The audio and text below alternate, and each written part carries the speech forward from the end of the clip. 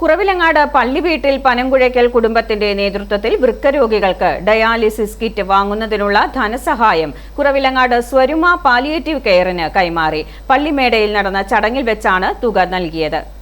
പള്ളിവീട്ടിൽ പനംകുഴയ്ക്കൽ കുടുംബയോഗം president Thankachan വെള്ളായി പറമ്പലിന്റെ അധ്യക്ഷതയിൽ അഭിവന്ദ്യ Mar Jacob Murikkan പിതാവ് Swaruma palliative care അംഗങ്ങൾക്ക് തുക കൈമാറി.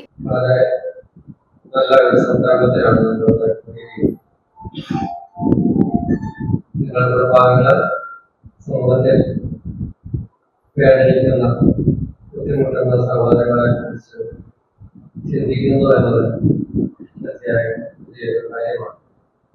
ഈശോ നമ്മെ പഠിപ്പിക്കുന്ന ജീവിക്കുമ്പോൾ ചുറ്റുപാടുകളുടെ ചുറ്റുപാടുകളുടെ മനുഷ്യന്റെ മഹത്വമാണ്.